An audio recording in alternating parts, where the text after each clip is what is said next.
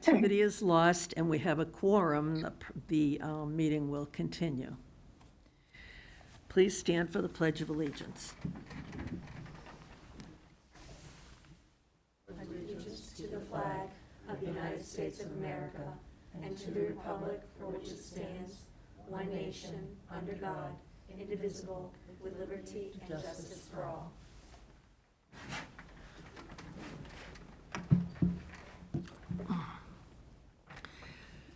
The first thing I feel that I have to do tonight is mention some people. In all the time that I've served on the school committee, I have never experienced so much in the way of sad events happening between school committee meetings. And I think we need to take a moment to talk about the various people who have left us and reach out to their families and friends with our condolences and sympathy. So I have a whole list. The first one I would like to mention is Catherine's mom, who passed away on Friday. Wonderful lady. And a teacher, Tiffany Nelson Boyd, who is currently the Beam teacher. Wonderful lady. Janice Kiggin, that some of you younger people don't know, but she was a middle school teacher for the longest time, and I'm sure if anyone is watching, they'll remember having Miss Kiggin at Marshall Simons. And two young men, Burlington's Jake McCauley and Paul Sagarino's son, Matthew Sagarino. All of these deaths are just heartbreaking in so many ways. And I think we need to reach out, tell people how much we care, and take a moment of silence to honor their memories.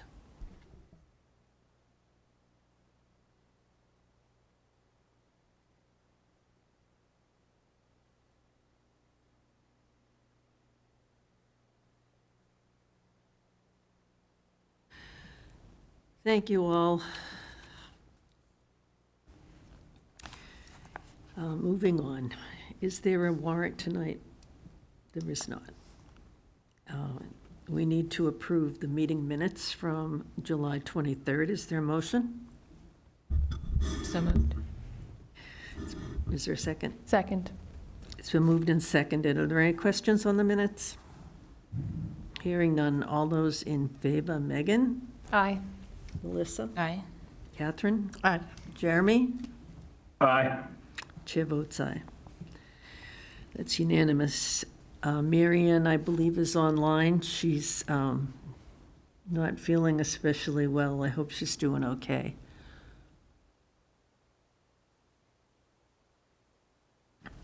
Public participation. Is there anyone here for public participation?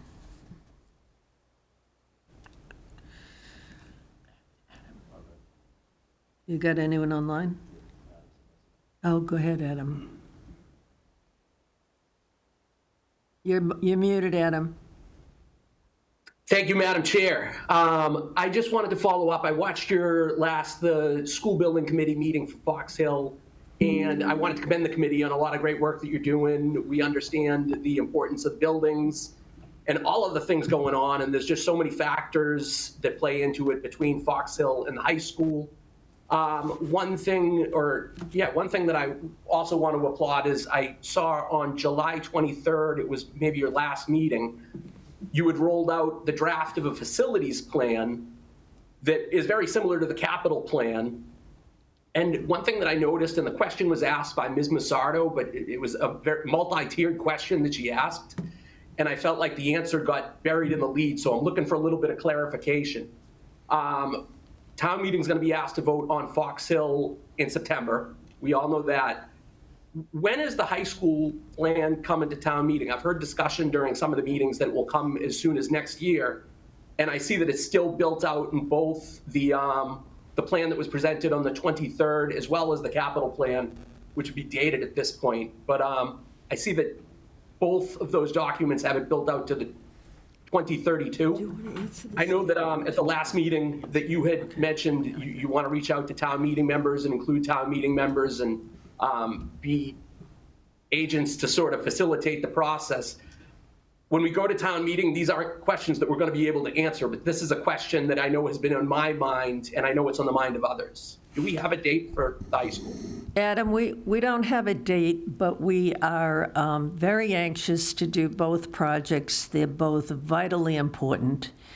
And if we're ready to go to town meeting within a year, then we may very well do that. We have to be ready, but both projects are very, very necessary, and we're working hard to make sure that we get them done. And Dr. Conti? Mr. Sinesi, as you know, the Fox Hill project is a MSBA project, so the timing is very scripted because we have to work around their board meetings. So the timing with town meeting is actually much more predictable. The high school is not an MSBA project, so we don't have to wait for their board meetings. But what I'll say is we're still in the program development phase, so we're still trying to articulate the existing program. And that was a critical first step in the Fox Hill process. And I guess given what we've just gone through, I don't see us being ready for next year. But again, it's not as scripted a process. So that's sort of my feeling. But we're just not even ready. We haven't even completed the program design piece yet. And that's an acceptable and understandable answer. Do we think that the date's going to be closer to 2032 at this point? Or do we think it's going to be, if not next year, maybe the FY 27? Are you talking about for building completion or for No, just for the funding to go to town meeting. A funding agreement? I'm just trying to think. This is sort of, I'm feeling like my third year into Fox Hill, so I think we're at least maybe a year from May away is what I'm sort of thinking. But please, like I said, it's just not a scripted process, but we need to finish the program, then we need to go through sort of the rest of the feasibility and I think we're more than a year away from a comparable time in the Fox Hill process. Okay, I appreciate it. Thank you. Go ahead. I believe, correct me if I'm wrong, in some of the reports that TAPE is targeting September 2025 Yes. for town meeting. So That's correct. that's okay. So I think that also speaks to his question. If it's possible, if we're ready, it could be as early as the fall of 2025. And we certainly hope to get this going because it's really important to get it done. Go ahead, Gary. And Adam, you can go to the website too. We're posting videos and timelines and all kinds of things like that too. So you should be able to get information there. No, you've done a good job of communicating. I appreciate it. Thank you. Thank you. Anyone else online? No? Okay, moving on. Subcommittee reports, are there any? Jeremy, you got anything? Thank you, Madam Chair. Yep, so got a lot from the rec in preparation for this year's school opening. Recreation Department is laying down new bark mulch to bring it up to depth. So I know that was a concern previously with some folks, so that's being done in real time. The repairs to all the play structures have been completed over the summer. And then another question that I was asked recently was about Wildwood, the shade structure. So the playground equipment, or excuse me, the poles are in for the shade structure. It required a larger piece of equipment So the contractor had to reschedule Hanging in the Shade. They'll be back out this Monday. I believe was all the updates I had for recreation. Great, thanks. Great on the mulch. Do we want to talk about buses now or later? Whatever you want. We did hold a transportation committee meeting. I don't know, Bob, if you want me to go to. We met with the new folks. They had a marketing team on the call. They had the, I believe it was a web developer of the app on the call, and the woman whose name is escaping me, she's the dispatcher or operations manager, I think. So it was a good call. I think we kind of laid out our expectations for the year. The good news is the app will be ready September 3rd, and they are preparing marketing materials for us to send out to families. Bob can comment on the routes, but it's looking like we'll be able to move forward with the app live on the third day of school, and the routes TBD. Okay. Tomorrow. Okay. Do you want me to editorialize the app a little bit? Or folks interested? You want to go ahead? No, I was Okay. just going to say that I would like people to know that, it's not just like tracking the bus all the way through, everywhere you go.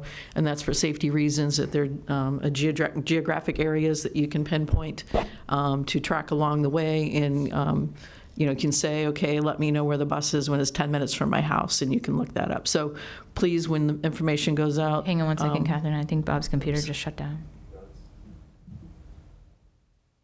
It said shutting down.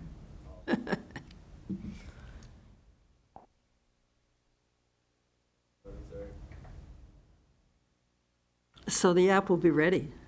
The third. Yeah. That's great. Well, we had a long Yeah, discussion, and yeah. we went back and forth on, the timing of it, and they finally agreed they'd push it through Okay, to get it as close to the first day of school as possible. that's really good news. And the marketing communication, that will all be training parents and caregivers on how to use the Yeah. app and what I mean, the- it's a pretty straightforward app. And they came out with a one-pager, how to download it. And then I do not know, are we broadcasting or no? Can people hear us? We're broadcasting, but your computer's just down, okay. So basically what you'll do is you'll set parameters, such as the school. So you'll get a notification, bus 18 has left Fox Hill. And so you would know, okay, it takes 10, 15 minutes, et cetera, and that's when you can expect it home. You can do more granular. Their example was the 7-Eleven, okay? The 7-Eleven's 5 minutes away, so you put the 7-Eleven, you can put, the library or whatever your kid's bus is going to go by, 5 minutes, maybe you want a 10-minute lead time or something like that, right? So when the bus hits this address or this location, you get the notification. So that's when you leave your house and go to your stop, or that's when, you go out front and look for the bus, et cetera. So it provides the real-time notifications when the bus hits geographic points, and you can set up as many as you want. You sign into the app using the phone number from Aspen. So I think that's the most straightforward part. We had a few questions, like, can high schoolers use the app for themselves? So they just need to use a guardian phone number that's in Aspen. If a grandparent or other guardian is getting them off the bus, that grandparent can also just use whatever phone number is in Aspen. So that's the verification piece. They did also indicate that they were very more than willing to work with the district. It's a homegrown app, so Bob can prioritize. We did talk about additional notifications, things like that. I do think there was some, okay, can we follow? The big question was, like, if the bus broke down on 3A, right, how do I get notification of that? So I think that would probably be one of the next things we'd ask the app, like, if it spent more than X time at a certain stop, that maybe you get notified. So it should definitely provide a ton more insight into when your bus is coming in the morning, things like that. We did speak to them about operations and do you feel like you have enough drivers? They are supposed to have 2 drivers that sit at the depot in the morning, so if someone doesn't come or someone's sick at the last second, they can fill in with those drivers. We did push on that to make sure that that's happening. She was working on hiring. She felt like we were fully staffed. I can't think of, we did discuss the routes. I haven't seen the updated routes yet. We did talk about, like you were Yeah. saying, that the setting the buffer to Yeah. a more distance from, I think it was 6:30 to 6:50, and the policy is that they're supposed to be calling in 2 hours ahead of time when they know they're not coming in. And again, there are some last-minute issues that occur, and we're trying to see if they can get that buffer a little bit more, I a have a- longer, a distant, I like have a more follow-up time. question. If buses change, like my child's usually on bus 3 and now it's 4, is that, or how are people going to be notified? They about that? specifically, I don't think you're going to be notified that the bus number on itself is going to change. Like, you'll just look in the app and it will say the same. It's a route. It'll be assigned to that route? Okay. Yeah. So like my bus is often, we're on 18 and it often is 1. But when you look in the app, they're not going to, it's not going to say bus 1 in the app. It'll say your route, not your actual bus. That was a big, they called it something else, but we'll just keep it as bus 18. It makes sense. Yeah. Thank you. Okay. Any other subcommittee reports? Anything from Ways and Means? Other announcements? Eric, you got any announcements? Yes, Madam Chair, we're sort of jumping ahead of where we normally would present this information in September, but I've been getting lots of calls, so instead of answering them all individually, I've asked Robin to join us, and so Robin, if you wouldn't mind coming up, please. You all know Robin Miliano is our Director of Student Information, and she's the one who really keeps track of enrollment and numbers, and Robin, you've been very busy. So I just wanted to give the sort of a school committee, again, people are tracking enrollment pretty carefully because of, they always do, but also because of the Fox Hill project. So you'll get sort of an official enrollment once school starts, as we typically do. But Robin, you said the last month or so you've had, I'll just let you talk because you're better at it. Go ahead. Hi, Robin. Hi, everyone. So yes, as Eric said, we have been so busy this summer with our enrollments, as we typically are. But for some reason, it just seems like we have just recently just been inundated with new enrollments. So one of the charts that Dr. Conti just put out for you is what our summer registrations have been since June 10th through today. And this is inclusive as of today. One of the things to note is in this time period that Francis Wyman has had 27 registrations. That I've been doing this a very long time, as you all know. I don't remember one particular school getting that many registrations in that short of time period. And so I know that one of the questions that Eric had talked to me about is, are they all coming from apartments? And they're just not. They're really coming from, some are coming from apartments, but in the 27 that have registered since June for Francis Wyman, for example, only 11 of those students are from the apartments that are assigned to Francis Wyman. So we have just, Mrs. McDonald, I've been talking with her pretty much daily about her enrollment. You can see that, for whatever reason, grade 1 seems to be pretty high with an overall district-wide enrollment of 15. Kindergarten, we typically get a lot of kindergarten registrations over the summer because parents don't understand that they need to do the registrations in March when we do them, district-wide. And so that number doesn't surprise me, that, over the district that we have 21 kindergarten registrations, but the upper grades do, is surprising to me. And I would say at the high school, I've included the high school and the middle school, just so that you can have a whole district perspective. Those seem to be pretty stable numbers. Those are things that we would typically see in a year. So, these are things that we need to be careful about when we're trying to plan, and nobody is planning for 27 registrations in a 2-month period. I mean, we're just not. And so when you're looking at current enrollments, you'll see that at Francis Wyman Elementary School, that some of their classroom sizes are quite high at this point.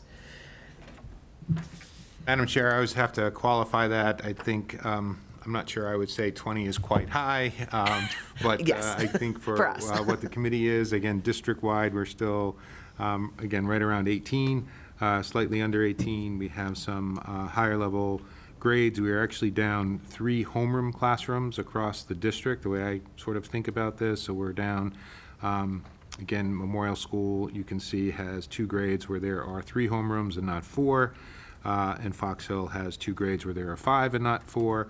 So all those balances take place sort of every year where the principals are managing that. Francis Wyman has 4 Ks as opposed to 5 Ks. So, and that's a part of trying to keep class sizes balanced, and also watching our sort of operating budget and managing everything moving forward. So you have those numbers. I sometimes will give enrollment numbers, and then people ask for classroom numbers, and so this is sort of everything on one page. On the right-hand side at the top, you'll see some totals. So, Robin, we said the total enrollment currently today, and it'll probably change tomorrow, but the total enrollment today was what, 1647? Is that, and that's K through 5? And then with the MSBA projections for 2024, 1642. So there's a 5-student difference there, and then looking out, so we can always compare what our enrollment is based on what the projection is to see if there's a pattern moving forward. And so I just wanted to get you this information as quickly as possible and take advantage of Robin's availability. And then the other handout that you had that I always get questions about is where the students are coming from and where are the high-density homes distributed. So again, a factual question is we have high-density apartments in every elementary school, so there's no elementary school that doesn't have to serve one of those communities. And then we're seeing some changes, and again, numbers may be small, but we are starting to see, Robin, we're starting to see some students from Fourth Avenue. Fourth Avenue, and So that's the new Lifetime. It's right across from the Lifetime Fitness Center, but it's called Lifetime. And we had a mom come in with 2 children to register earlier in the week, and she was saying that even though it's an expensive apartment complex, they get membership to Lifetime as part of their rent, and so. Along with that goes some daycare. They get so much time for daycare there. So she was saying that it made it very, it was such a good incentive for them to move into that apartment complex. Now, they are very pricey, but we have just recently got, we have 6 students now that are at that complex. So. And I do believe that we had a phone call inquiring about registration from Life. They're living there. They haven't come in yet. I think we're still trying to figure out when they're moving to Burlington. But I do foresee that we're probably going to end up with some more families there, which that was probably one of the apartment complexes that we weren't really looking to get a lot of students from because the price point is so high. And, But- yeah, and then obviously if we had no students, we wouldn't send a bus there, and then that's going to impact routing in our prior conversation about transportation. So we've always really stuck to the residential side of town as opposed to the other side of town, and so the more students we're picking up over that side of town, that's going to impact the routing, obviously. So we watch these numbers, we track them all the time, and just so you're all aware of it, if these generate some questions, you can certainly make sure you email me the questions, and there's no one better at this than Robin. I think she knows every house, every street, along with Bob, so we can provide you the information. And I said typically in September, at the first meeting, once we get school started, you'll see sort of the final counts and the final numbers and the staffing moving forward. We're still hiring today. I'm sure I'm still going to be hiring tomorrow. So we're just trying to. I would say this is the as up-to-date information we have, but it's still incomplete before the start of school. Yeah, I mean, just to reiterate that we get calls every single day.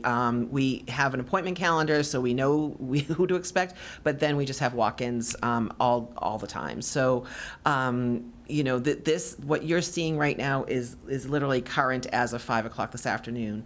And I have spoken with all of the administrative assistants at all of the schools to make sure that they've sort of done all their withdrawals of students who have left the district, so that these numbers are really accurate. It's not counting our students that we haven't pulled out from our database yet. Any questions? I have a couple. Do you have anything? I had one pretty big. Go ahead. I just want to check, this is, you have 9/1 and then 8/15, so these are the numbers from 9/1, it's not like the end of the year. The apartment complex distribution is from the beginning of last year. So the apartment complex distribution is as of, it says 8/15, I should have updated that, I was I'm just sorry. questioning the 23. Yeah, so that was as of 9/1/23, Okay. and then I should have changed, I'm sorry, Melissa, I should have changed the date to today's date as of 8/20, because I'm not I worried did it about last that. week That's okay. for Dr. Conti, and then I updated again this evening. Thank you. That's Okay, so the current enrollment is 1647? You know, it might even be, you know, up or down a couple, because I did not redo the number on the side here when I did these numbers back at this afternoon. But, I mean, I could do a quick count of it. It's probably very accurate. Don't worry about Yeah. it. Well, what I'm looking at is comparing to what MSBA has projected. Right. That's going to be very similar. Okay, Yeah. so they have us dropping down each year going out. Did we drop down from last year? From our enrollment in last year? Yeah, I'm not sure, Mrs. Monaco. I'll have to look to see actually, you know what? I think I have that. If you want to hold on 1 minute.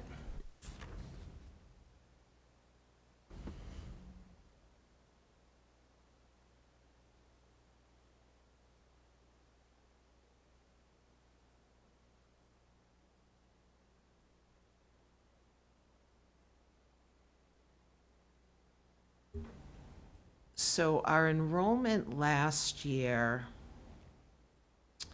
I'm just looking at a report that I put together for Eric, that he has for the start of the school year. We are, let's see, we're certainly, so Fox Hill, Memorial, and Pine Glen have all lost enrollment from last year. So I can say that Fox Hill has lost 5 students from last year. Memorial, 10 students, and Pine Glen is 9 students. However, Francis Wyman is up Is picking 35 students. And- So net, we're probably up just slightly from last year. so if you look at the 27, and you take out the 11 from the apartments, and you're left with 16, would that be an unusual number for Francis Wyman, if you had 16 instead of 11? I just think that's just that's a big number for any, usually one school, for whatever reason, gets a little bit more of an enrollment bump in the summer. But even at that, that's still a high number, Yeah. for sure. I wonder if a lot of houses in those neighborhoods are turning over. I think that's what it was, because I looked specifically at that, and their homes that have been bought, or some of them, they may have been rented, but not the majority. I mean, we're seeing a lot of people being able to purchase the homes in that Okay. area. But even with that increase at Francis Wyman, we still have an empty classroom there? We have, Madam Chair, we have 4 kindergartens currently. Instead of 5. Instead of 5. if we have a flood of new registrants in K, I may come back to the committee and ask if we can sort of fill that fifth section, but I think right now we're okay. All right, and you mentioned that we had some other drops where we had empty classrooms. Where are those? 2 at Memorial. We have, on the chart, you'll see Memorial has 3 sections of K and 3 sections of 2. So normally there would have been 4 and 4. And Yeah. again, I'm calling a section a homeroom, and sometimes I call the same thing at the high school, so people get confused. I'm saying No, I sort of get it. the homeroom where the kids are spending their time. And then, again, Fox Hill has an additional section just to have balance out the class sizes at grades 1 and grades 3.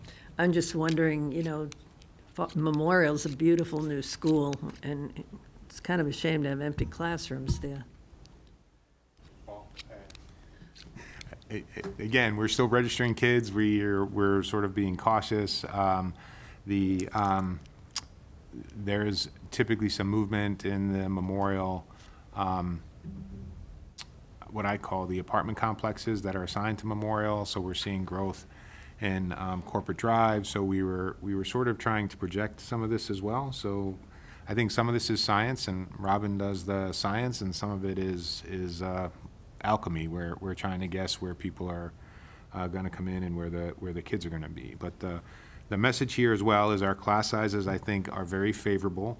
Again, I know we have to always say Burlington and the rest of the world, but they're still very favorable class sizes. The folks that we're hiring from outside of Burlington are very impressed with the class sizes and are very pleased with the class sizes.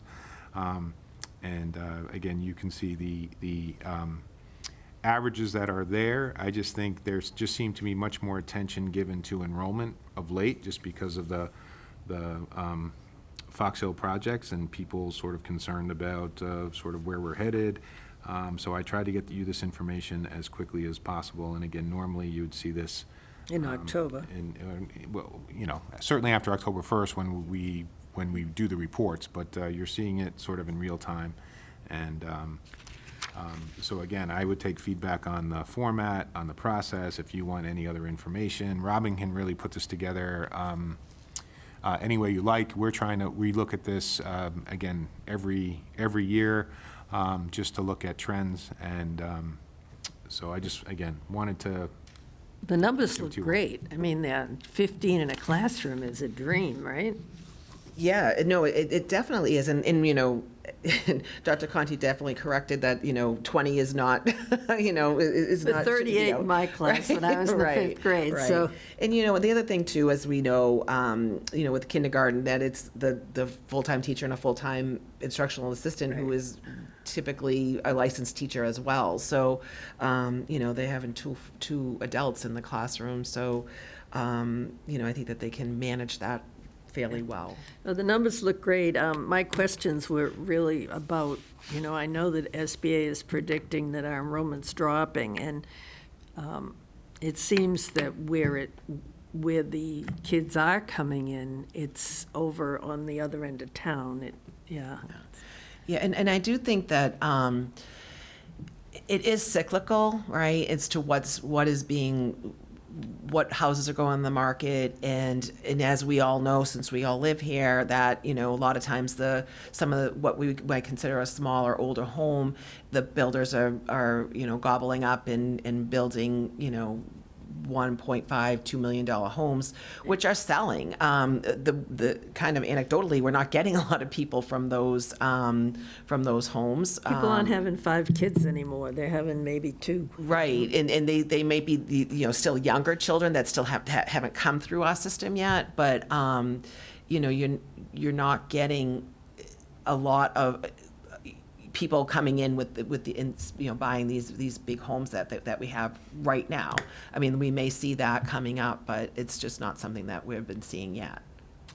Well, thank you. I Catherine? was just going to comment that some of the people, like you were just saying, are buying those newer homes they might be a young couple, then 5 years later, they start their family, which is Right, kind of what and we tha- did, and that's, so. and that's something that we won't know. I Right. mean, we'll be able to get information from the census, but that's how we sort of do our prediction for our kindergarten classes. I get the information from the town clerk, and, but it's only as good as the parents who put their children on the census, right? And so if they don't know to do that, they're new to the community, they don't know that that's something that they should do, it makes it hard for us to predict that kindergarten. Kindergarten is always our wild card. 21 in the summer, I think that that's pretty average. It just seems that it's concentrated at Memorial and Francis Wyman. It's not as spread out as it typically is. But that is a normal number for us to get for over the summertime. Oh, Jeremy, you got anything? Yeah, Madam Chair, again, this is all good information, but I think we're missing a key data point or not really looking at it. We brought it up several times, is the Mall Road rezoning district is going to add, I believe it's 15 units per acre for a several acre stretch. So as we're considering two large infrastructure projects, we do need to consider the impacts those will have downstream. And I know there's no really way to project it, but again, I think we're just missing the forest for the trees, not putting that into our math, for future residential growth that we know is going to happen. Are those apartments that they're planning? They're- Correct. I think the condos. Apartments and townhouses is what I was. Yeah, like Yeah, condos yeah, and apartments. middle density It's- housing, I think they It's call not it. like a bunch of single-family homes. Madam Chair, Mr. Brooks, again, the purpose of this is not necessary for us to project 30 years from now. I want to make sure we have enough teachers for next week, so I think it has dual purpose. So this information has been shared with Melissa Tinakalis, and as they're doing their study, and they're trying to create a percentage of units and child per units to include in some of the planning that they're doing. So they're looking at some of the existing high-density apartments. So we are working closely with the town for that long-term planning.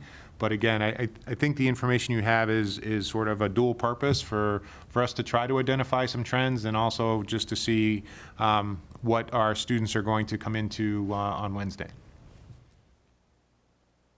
Yep, acknowledge all that, but again, just wanted to make sure the point is out there that we do need to keep an eye for the future as we build these, because these buildings only come, 50 years from now.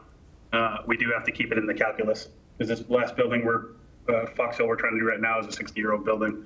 So the lifespan of 50 years, we really do have to look forward with this. And I get it's for this year, but we need to keep our eye on it. Go ahead, Melissa. Dr. Conti, you mentioned keep an eye on these, so the K sections are, still under 20, but on the larger side at Memorial and Francis Wyman, and then first grade at Pine Glen is also larger, and I don't mind the larger classes in 4th and 5th grade, but is this something you'd add a classroom mid-year, or we just keep our eye on for next year to add back at first grade? Ms. Mastrotto, I typically wouldn't add a classroom mid-year just Okay. because of some of the relationships, but I think with Pine Glen as well, Robin, you can explain sort of what we do at Pine Glen, so. So Pine Glen is because of the DSC rooms in there, and so I have pulled out you'll see that in Pine Glen there are 10 DSC students, and those students are completely sub-separate. They're not being having inclusion at all, so they're within their own classroom. Some of those, we have a large group of DSC students in grade 1, and so when you're seeing 20, that's what the homeroom count is, but some of those students will be pulled out into a sub-separate ELA class, a math class, probably even social studies and science, but they'll go in for morning meeting, they'll go in and they'll have their specials with this whatever classroom they're assigned to. So it looks slightly elevated, but those students may not be in there the whole day. And it's hard to kind of, pull that out in a way that makes sense. Because some will stay there all day, some will not, right? So these are just students who are placed in their homeroom for that for the purposes of what we're looking at right now. Okay, that makes sense. I think it's Memorial that makes me nervous, where we took away a class. We'll see if the numbers change. Okay, any other questions? Thank you, Robin. Thanks for a great Oh, presentation. by the way, I do like the format. I know you were like, do I like the Yeah. format? I like the format. Yep. I do too. Thank you. The next item on our agenda. Can I add one thing I forgot when we talked about transportation, super brief, but Safe Routes to School in conjunction with the Burlington Police Department had a bike rodeo and in conjunction with the mall. So we have Safety Town for the young students that the mall and the police department put on, and this year we added a bike rodeo for older students hosted by the Burlington Police in conjunction with the mall. And my kids went. It was very successful. I think next year we're going to advertise a little bit more, and it was a tough weekend at like the end of August. But these partnerships with Safe Routes are what earn us kind of credits towards some of these grants and infrastructure projects. And Safe Routes and Officer Bascaroon were both really excited to pilot this program, so we'll definitely keep it going in the future. Okay, thank you. Learning, equity, and thriving. Thank you, Madam Chair. Diane, come on up. So I invited Diane Haverty, who is our Director of Child Care Programs in the district. Diane, have you been before the school committee? Never. So again, Diane was new to the job last year, so I wanted an opportunity to introduce you all to Diane. She is the most popular presenter at our kindergarten introduction night, so parents are very excited to get to know Diane and the rules. I did get a message that there were some changes in how the after-school program is proposing to run the vacation time spots. And there seemed to be some confusion about that, so I wanted to invite Diane, first of all, to introduce her to the committee. So here are the committee members. Mr. Brooks is online. And then for us to clarify what it is that we were doing, and also to reassure the committee that as Diane is working through really the business of the before and after school program, because it really does run almost like a separate business, that she works very closely with Ms. Kasha on those models and those decisions. So again, it's not like we're making these decisions randomly, but ultimately as we make changes, we want to take them back to the committee so you're all aware of it, and then hopefully this will improve communication moving forward. So Diane, thank you. And so I think that you wanted to present something about some of the things that Nicole and you have been working on, yes, and then some of the issues that we're trying to address with vacation staffing. Right, yes. I'm not sure how to use this. Hit the button? Right. Okay, yep. Yeah, perfect. thank you, everyone. It's nice to see everyone in person, actually. So, yeah, I know that I think some questions came up, and I think there was some confusion entirely on the fault of myself in the office, as we sent out an email to parents back in March, welcoming them to enroll for the next year, and letting them know that our enrollment would now be, we weren't going up on the tuition, but instead we would be charging for vacation weeks, and said that we would do that at $55 a day. And then when we sent out our email, just a reminder, our calendar, it said $75. So of course that, was some red flags and people were concerned. So I just wanted to make sure it will be 55, but we did have a PowerPoint that we wanted to go over, just to kind of let you know a little bit about the program for those of you that don't know about it. So the after-school program, we're a self-sustaining program that serves children in Burlington. We have approximately 500 children that are enrolled in our program in both our before and after school programs. We operate at all of the elementary schools, and we have a middle school program as well, which every year seems to be getting a little bit bigger, and it's a great program for families there. We provide really high quality care every day after school, focusing on enrichment with outside organizations that we bring in on a monthly basis. We have a gym called Kids Fund that comes in once a week to each of the programs. We have Animal Adventures that comes in once a month. Last year, we started a new science program called Tailor-Wise that came in every month. And we do theater with Kidstock, which is a theater company outside of, they're actually run from Winchester. So, and we have a long-term relationship with all of these enrichment programs. So many of the children have been, working with them for many years now. The cost of after school, are you doing that or am I, you? Okay. No, I mean, am I talking about this or is, okay, yeah. Thanks. So the cost for the after-school program expenses were approximately $1.7 million, and 90% of that was staff salaries. 90.2% were staff salaries of the program expenses. So Nicole and I worked together on this. She did most of the work. Making this graph to sort of break down all this wheel. And the program costs include supplies, field trips, field trip transportation, staff training, and the business expenses.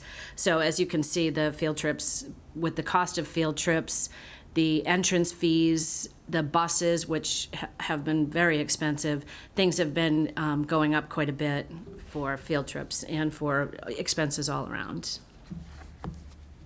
In the past 12 years, our tuition has increased 3 times. During the 2014-15 school year, the 17-18, and then in the 23-24. So this year was one of the reasons why we decided not to increase the enrollment, but instead to charge for field trip fees. We did a sort of an analysis of what other programs are doing, and you can see on this page here, it has our monthly tuition rates for both our K through 5 and our middle school program. And then I went and surveyed other programs within, close to us, in similar programs to what we have. And you'll notice over those, with those, there's a number of programs. We really are the lowest cost program around, Burlington is. And most of the programs, when I was learning about them, I found that most programs don't include Vacation Week as part of their tuition. Vacation Week is a separate program, and typically they charge by the day for these programs, which is what we ultimately decided that we would do with our program as well. When we did survey that, our research, we talked about vacation weeks, we talked about tuition rates, hours of operation, and programmatic differences within the programs. So, and you can, sorry, I'm jumping around. Am I making it Just read, let me just read the Sure. towns here. Orange is Watertown. Gray is Billerica. This is an eye test. Yellow, Lexington. Light blue, Winchester. Green, Woburn. Okay. And we're all the way on the left at the bottom. Yeah, I pay a lot of money for this, yeah. too? If I'm going too fast, please stop me, because I'm, No, we like fast. okay, We're good. good with fast. Okay, good. So you will notice that our rates are lower, even with including tuition separately. Our rates are definitely lower than other communities. And the analysis goes on the next page as well, just breaks it down. Again, these are all very similar programs, and the monthly tuition, every program on here charges separately for Vacation Week, which is what we're proposing to do as well. And you can see that on the next page, on page 9. What they're charging for.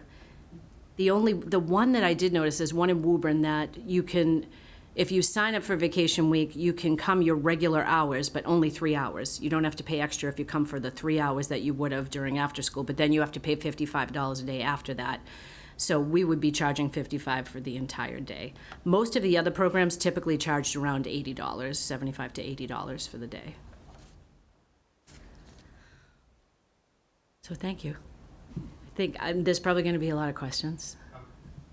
As I Madam rushed. Chair, Diane, just one of the clarifications was, one of the challenges that you were facing is families were signing up for vacation coverage. Yes. And then not sending their children. So Yes. we were trying to staff, and it was just becoming a very unpredictable cost. Thank you, yes. So by asking families to sign up for the days sort of separately and pay for those days, we feel like we will be able to staff more effectively and efficiently. And so I think that's why these other communities have moved to that model, and I think sort of that's- what our research had uncovered. But I do think there was some confusion around what those days would be costing.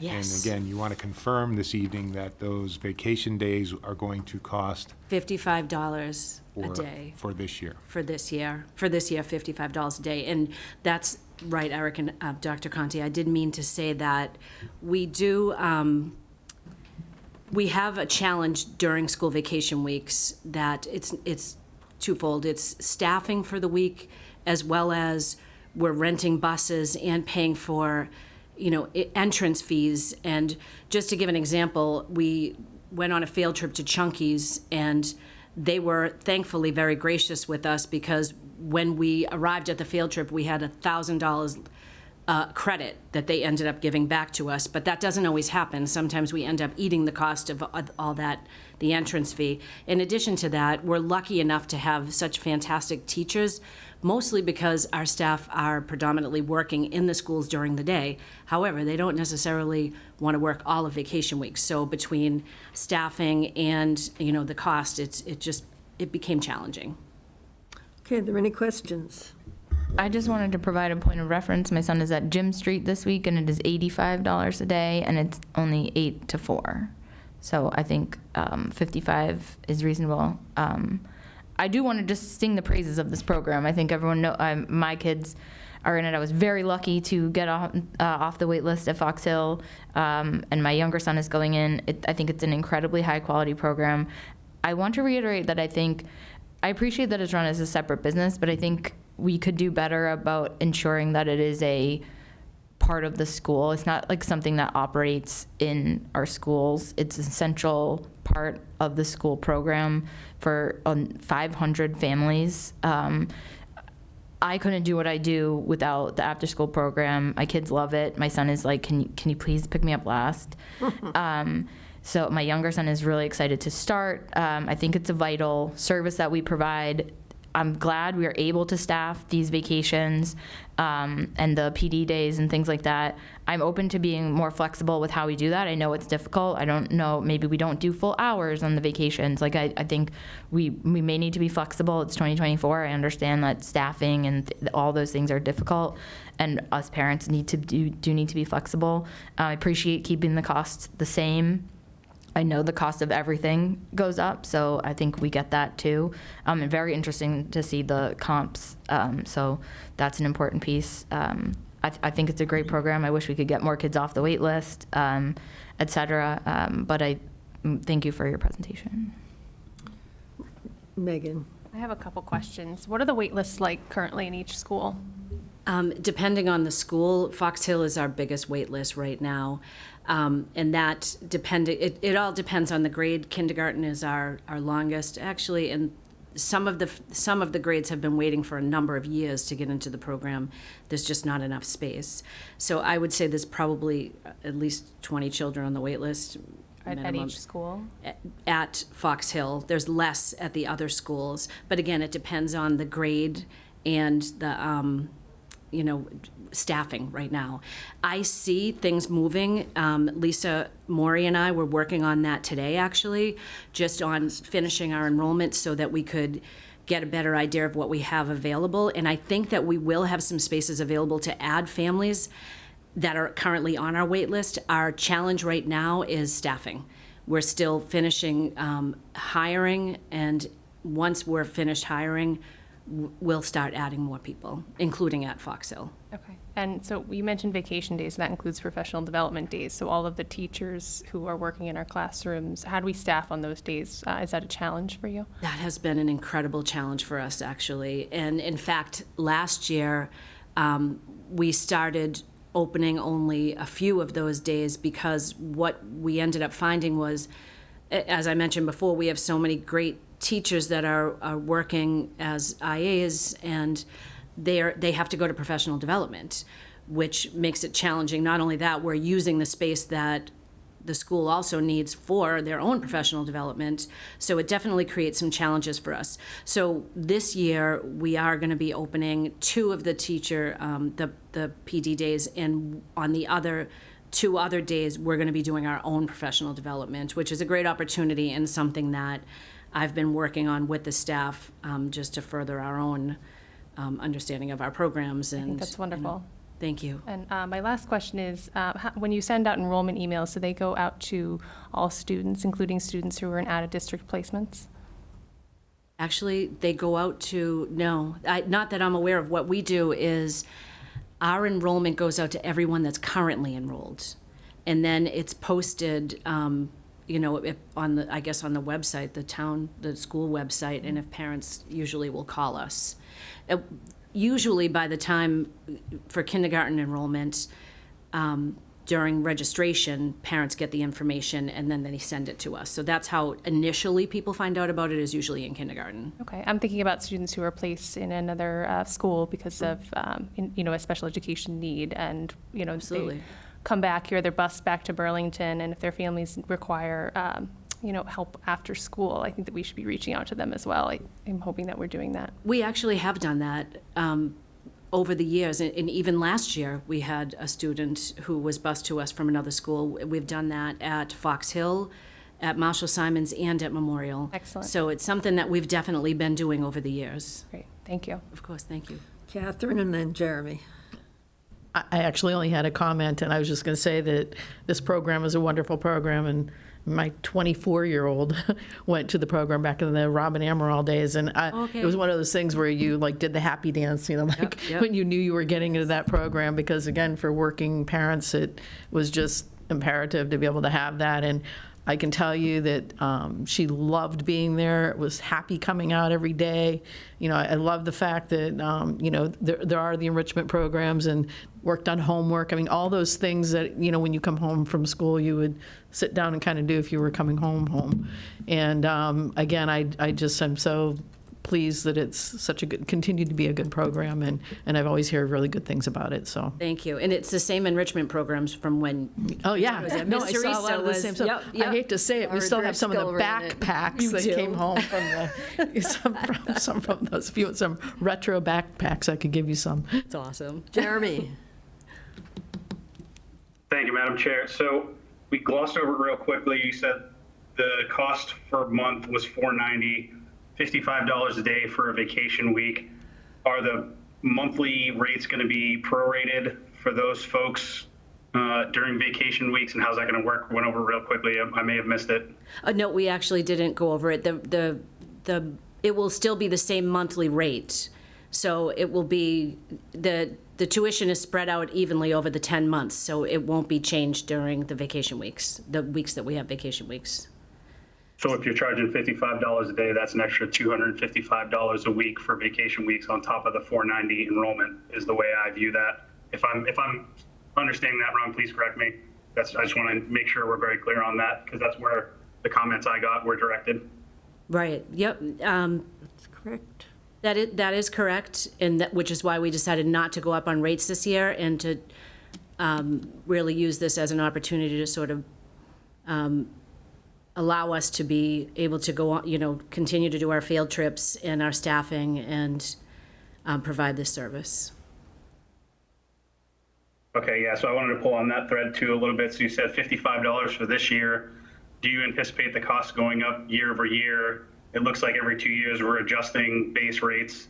Do you expect that to continue with the vacation days? We did charge $75 a day for Summer Central, so that's typically what it would cost for a day. So that is definitely something that we had talked about, and I think it's something we probably could bring up again. But yes, that is something that we had talked about. Okay, thanks. And then I guess the last question I had was, some parents reached out about the change in days for vacation days, and PD days and, how we got to that. Again, I know staffing's a challenge. And again, let me back up a little bit too. My kids go to the after-school program. They love it. You have to blast them out with dynamite. So I know you guys do an awesome job, and I love all the staff there. So I'm not picking your program apart. Just want to get to some answers. But how did the PD day and vacation schedules come out? Because there's some folks that have reached out to me that feel like, days they really need to have vacation coverage are not getting that now, and especially the PD days. Yeah, the PD days definitely have been the most challenging for us, which is why prior to me becoming the director, we started, we were already closing for 2 of the PD days so that we could do our own professional development. And the reason for that is just to provide the safest, program for the children and make sure that we have enough staff to take care of the children that would be coming for those days. With the amount of teachers, particularly at Pine Glen, where so many of our staff work in the DSC, we don't, and they have to attend those trainings themselves. It made it really challenging to staff for those days. So, after quite a bit of discussion with all of the coordinators last year, this was ultimately what we thought was the safest decision. Okay, thank you. I will just finish the discussion off with a couple of comments. One is a former resident, Laura Driscoll, started this program years ago. She had a bright idea that turned out to be an excellent idea. And so it's been in place a long time. It's a great program. Several of my grandchildren attend it currently. And I'd just like to say, keep up the good work. Madam Chair, and again, I want to thank Diane, her staff, and Ms. Massaro. I do want to sort of untangle or talk to you further about, when I was saying it was run separately, it really is sort of outside of the operating budget. I was sort of thinking, not that it's separate from who we are. There are kids, obviously, they're in our buildings, but we do really want this to be a self-sustaining program is sort of what I was thinking, but we can talk about that. One of the things that Diane and I have talked about is maybe putting together a parent advisory committee, and it please doesn't need to meet twice a month, but maybe quarterly, and might get to some of what Mr. Brooks was talking about, is getting some input earlier with staff, get some parent voice in there, and just so it might be a way to improve communication and also sort of talk about some of the issues that we're having, because some of it may be parent behavior driven, it might be changes there, and it would be good to get some parent input on that. So again, Diane and I just had a very early conversation about that, but that was something that we discussed. And again, I don't want to add a burden to any family, but I think with a virtual meeting, if we could, put together just a check-in, go over some of these rates and numbers, it might be something that people would improve communication and sort of provide some context for the decisions that need to be made. Okay, if there's nothing else. Thank you very much. The next item on our agenda is Support Ed. Carrie? Thank you, Madam Chair. I'm going to invite up Ms. Carrie Lamprey, our Director of Multilingual Education. Hi, Carrie. Carrie's going to come up, and so we are front-loading all of the very exciting programs, and then the agenda goes sort of downhill from here. So please, so Carrie, thank you for joining us and presenting on the Support Ed and some other very interesting and dynamic things that are going on in multilingual education.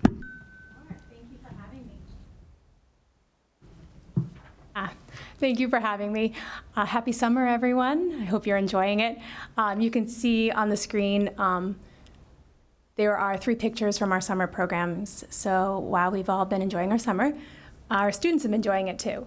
And these on the far left is our preschool program that was run by Karen Hoyt and Melissa Parnell. We doubled in size this year and had all of a big group of incoming kindergartners. So our littlest ones were coming in and learning how to be in school for the first time, as well as they were learning some academic skills. And in the middle is our elementary program. And then on the far right is our middle school program. So we had 3 very successful programs this summer.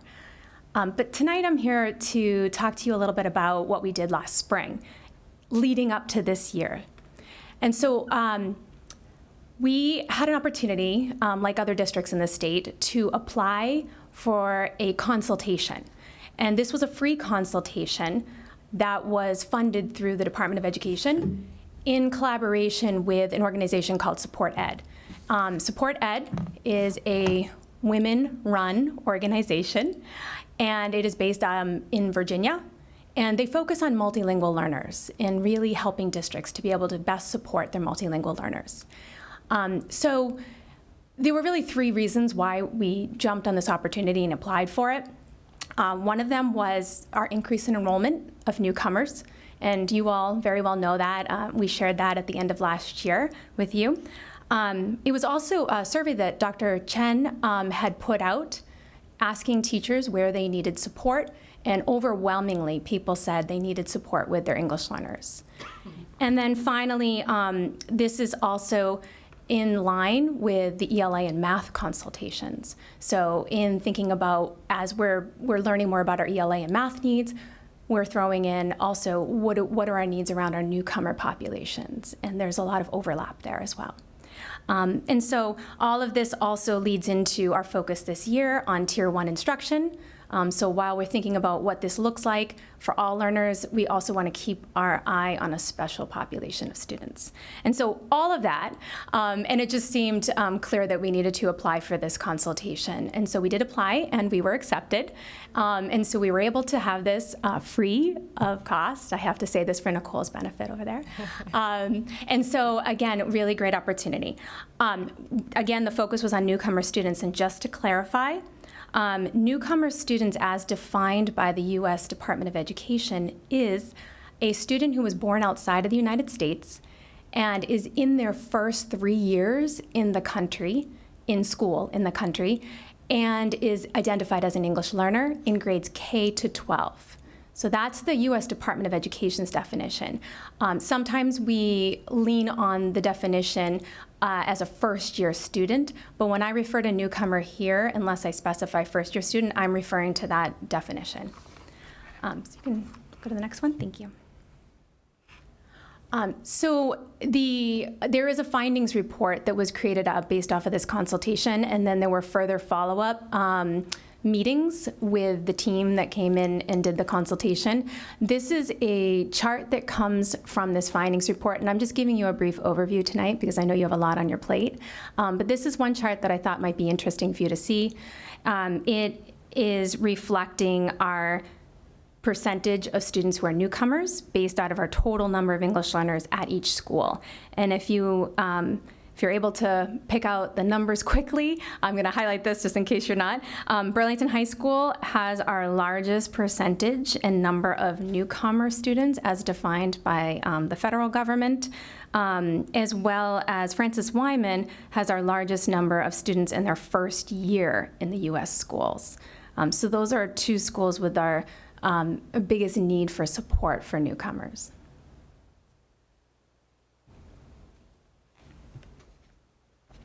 One other thing I wanted to mention about that last one, Bob, if we could go back for a second. Right now, we are getting our newcomers, they're arriving. So for right now's data of our English learner students, it's going to tend to be lower because our students are coming in right now, and especially that first year group. In fact, Karen Kim, who's now our assessment coordinator for the district, she was assessing our high school newcomers as well as our middle school newcomers yesterday and today. But right now, as we know, we have 330 active English learner students. We have 169 to screen at the beginning of this year. Out of that, though, 162 are defined as newcomers. That's about 50% of our English learners right now are newcomers. And again, I think that's pretty significant. Out of those 50%, or out of those 162 newcomers, 73 are in their first year in the U.S. school, as of last year, I should say.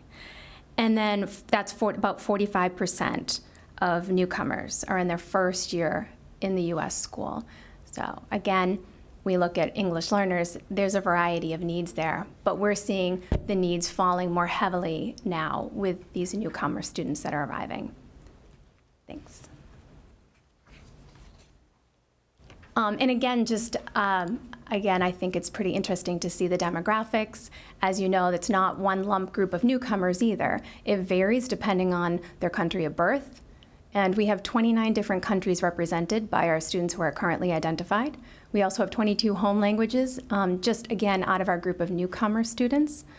So again, there's great variety in the languages and the backgrounds of the students. In addition, a couple of other points that teachers need to consider when they're working with students is what students are bringing with them as far as their educational experiences. And we've had a lot of conversations about that, and you've been very supportive because we're getting more students who are coming in, and their educational experiences don't look like what students have had growing up in the Burlington Public School system. We just met with some new teachers for the orientation today, and one of the things that we discussed was you have to almost think like a preschool and a kindergarten teacher, in the sense that you cannot expect students are going to know how to work within a classroom if they haven't grown up in the classrooms in the school system like other students. So technology-wise, you have to be very explicit about how you guide students in using that. Especially our high school teachers that they might assume that students know this. So these are some of the things that we have to think about for our students now. Their age as well. And we have a lot of students too who have a double identification. So some students are English learners, but they're also students who are on IEPs. And that is because in their native language, there is a disability that then also was going to carry over into English. And so that provides a further complexity. So these are some of the things that teachers have to think about within this one group that then differentiates all the students. So again, going back to our mission of being able to have all students experience learning, equity, and thriving, this findings report is really important that we can ensure that that's the case for all our students. So what happened during this procedure is that we shared a lot of our district documents, our RTI process, and Dr. Chen was really helpful in getting a lot of these pulled together. A portrait of the graduate work that was done at the high school, our ESL scheduling procedures, so that our consultants could take a look at these documents to see what we were doing to support our newcomers. In addition, they interviewed 31 staff members, and they conducted brief 10 to 15 minute observations, which I also attended with them, in 14 different classrooms across the majority of our schools, Burlington High, the Simon Youth Academy as well, and Pine Glen, Marshall Simons, and Francis Wyman. Those were the areas that had our largest population of newcomers. And then based off of that, they created a findings report and then met with us to develop an action plan. Here's where the strengths that were identified. And I'm not going to go into detail into all of these, but you can see them on the screen. I'm just going to point out that it's not a surprise that, there were 10 out of 14 classes observed were either ESL classes or they were co-taught with an ESL teacher and a classroom content teacher, or they were a class at the high school that was focused on newcomers and it just had newcomers. Those were the classes, the ones that I just mentioned, that had the strongest level of instruction happening for our newcomers. And I say no surprise because those are our highest quality teachers when it comes to working with newcomers, our most trained teachers. And so when thinking about that, when we go into other classrooms, that's where we want our teachers to also be highly trained. And so, again, these classes were culturally responsive and included the use of students' home language and other strategies to make students feel connected. And again, I'm gonna have you go forward, Bob. Thank you.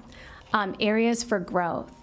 So these are areas that we are in need of working on. So thinking about that, a couple of points there. In some cases, in areas where our students are integrated into the general ed classrooms, there are some instances where our students are there, but they're working on separate assignments. And so that's an area where we want to support teachers in understanding how it is that we can give all students access to the same grade level content in a way that supports their needs, so that all students are actively participating in the same lesson together. So that's definitely a big area that we want to focus on. The other thing we want to make sure that's happening is that there's an increase in peer learning. So we know that when students are having conversations, they're going to learn language, and they need to be talking to each other and learning with each other. And then literacy is another area.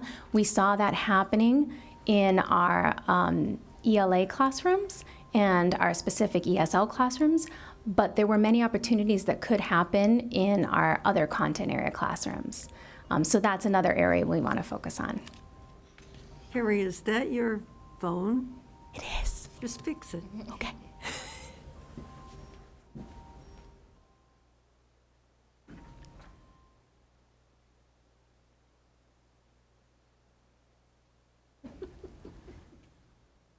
Not a problem. I think it's bedtime. I was trying. You did a really good job. I was impressed. Well, you know, when you're used to working in a classroom and there's many distractions, you kind of learn how to tune things out. Thank you. So those are just some areas that came up as areas for growth. And then finally, recommendations. So out of that, there were a few recommendations that were made, and these were based even out of some of the interviews where the educators themselves said, this is what we need. And so again, you can actually click on those. Coming up with a systemic professional learning plan. That is something that came up. We've had many opportunities for professional development. However, they are optional. And so, again, people have a lot on their plates, but when things are made optional, you tend to have the folks who are always going to be there. And so there's not a lot of equity in how people can access the professional learning. So that's one. And again, cultural awareness. So staff said they want to learn more about their students' backgrounds. And that was an area that we know we also need growth in integrating into the classroom. So knowing students' backgrounds is going to help us to be able to engage them and to reach them and to understand where they're coming from. Teachers are saying, as you saw on the charts, our students are coming from so many different backgrounds. I want to know more about them. And so that's an area that we have provided some support in, but we will need to increase. And then finally, again, increasing teachers' toolbox of strategies. So all teachers were required to do SEI training, which is the training that helps them to take their content like math, science, and make it accessible to students who are learning English. That was a while back for many teachers, and at that point in time, there weren't as many newcomers, so that training wasn't really focused on the needs of newcomers specifically, and teachers frankly didn't even have students in that time. So many of the strategies they may have learned were not appropriate for this population, or they weren't applied at the time, and you know when you don't use it, you lose it. So teachers, in the very least, need a refresher, and in many instances, need additional strategies in their toolbox. So these are our 3 action steps. We are going to focus our staff training on culturally responsive teaching, so getting to know your students, their cultures, and their prior knowledge and experiences. We're going to focus on activating prior knowledge and building background, and we're going to focus a lot on conversations. And that's really what that last one sums up into. So conversations, engaging students in discourse in the classroom, whether it's science conversations or history conversations. We want students to be talking in class. And so those are the 3 areas that we are going to focus on this year. They will be integrated into our district-wide professional development. I had the opportunity with Dr. Chen to connect with Dr. Almarode, who's doing our Tier 1 instruction. He's a wonderful, very respected researcher, and he was very open to listening to our needs and specific to newcomers and integrating that into his presentations and his work with teachers. And then we will be providing some professional learning opportunities in communities within our different school areas, like elementary, middle, and high. And you can see on the top of the screen, it says Elevation Strategies. That's a platform that we've purchased as a district that teachers all have access to, and they can go on and they can complete different modules that have that go through the learning around those 3 big areas. They can also go on and they can find strategies that help them integrate activities into their already planned lessons that will help students if it's around conversation or building background. So we have a platform that teachers can use in a small community together, and we've tried those out last year and found a lot of success with that. Or they can do it individually and they can receive professional development points as well for their certification. So again, we'll be using these in within our schools, and we'll be sharing more about these strategies in after school times when we have our Wednesday after school professional development times. And finally, I wanted to actually thank you because this part of the findings report is really thanks to all of you. This is where they're showing our ratio, our student to teacher ratio. And I know we talked about this a little bit earlier tonight. Dr. Conti mentioned that, again, that we have a really good student-teacher ratio. And that's also reflected with our English learner students and their ESL classes, where they're focused on learning English. In 2022, we had a 19-to-1 teacher ratio, ESL teacher to student ratio. And in 2023, it was up a bit from to 28-to-1. But compare this to Massachusetts, which was has been 58-to-1 in 2022, and it was 57-to-1 in 2023. So if you look at that, we're really in a good place to be able to support our students. We just received a full-time teacher at the high school, so we have 3 full-time ESL teachers. We have an instructional assistant at our middle school now to support students throughout their content classes. And we have 3 full-time teachers now at Francis Wyman. Thanks to all of you for your support. So again, we'll be looking for ways to make sure that these students and these teachers are finding time to collaborate and to be able to work together to best support the students across all their classes. So thank you so much. Great. Thank you for a great presentation. Comments, questions? I just, one thing that Ms. Lamprey did not say, but we're going to talk more about it because I've asked her to do a presentation on this later on, is I personally just want to thank her and also Emerson Perez, because one of the things that they've done over the summertime is to travel back to a lot of our families in a village in Guatemala, where they have created a beautiful library and are really educating some of their own family members of students that we have here. And so they're spreading that wealth and knowledge. And I think Emerson Perez also helped to build a library there, and that's what they spent about 2 weeks of their summertime really getting to know some of the families of our families here. And I think that we have another student coming from that village eventually who will be coming here, correct? And so I was joking around with them, but I'm pretty serious about this, that I almost see what they're doing there as an extension of our school there. So I've told them that instead of maybe the Burlington Devils, because of the religion aspect there, maybe Burlington Teddy Bears, but they said no to Teddy Bears, and I think they're saying Burlington, I want to say this correctly, Chuchos? Burlington Chuchos, which mean Burlington dogs, but they're going to have the kids vote on the mascot there. I'm being serious about the mascot. Yeah, thank you. Any other questions or Madam Chair, comments? again, Carrie, thank you. I think it's asking outsiders to come in and evaluate your work is, demonstrates, I think, a great deal of vulnerability and also confidence. And I think you presented this in a very non-defensive way, and I think that's just the way we're going to grow and learn. So I know this is all extra. You didn't need to do this, so I appreciate it, and please pass on that appreciation again to your staff and to the teachers and everyone who are working with the wonderful diversity that we have in our classrooms. So thank you. Thank you. Anyone have any questions or comments? Nice job, Carrie. Thank you. Sorry about the alarm. Hey, Thank you. it was a nice sound. I'm going to be looking for it on my My phone. background music. Thank you.